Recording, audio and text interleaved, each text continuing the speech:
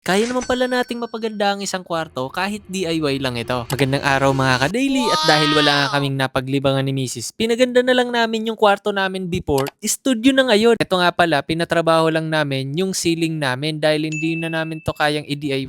Baka naman, babies! Gagamitin namin ang pintura mo.